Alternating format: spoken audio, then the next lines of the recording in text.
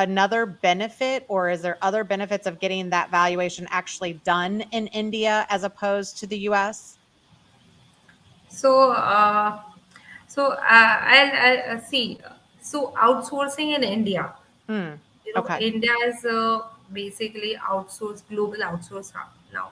Every, in fact, the big four like EY, KPMG, PwC, they also outsource in India. The strategy behind, outsourcing work in India is that you focus more on, uh, developing the business, right?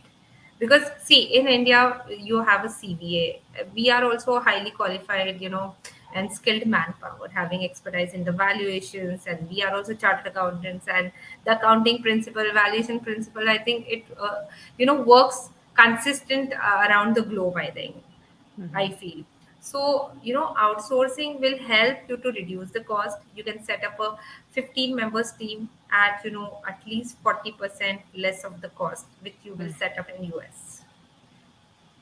So I Okay. think cost benefit is a huge, biggest reason why, US and other countries outsource. There are, I'll tell you. So I was also working in one of the BPO.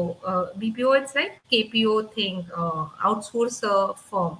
So I was working in the hedge funds, right? So Mhm. they have the business in US and they have the back office in India. So outsourcing work is just not in the finance, but it is also in IT and other sectors as well. So they outsource just because of the pricing. Obviously, they are getting the qualified, skilled manpower. In India also you have the engineers. In India also you have chartered accountants, CPAs are also there, and now the CVAs are also there, ASAs also there.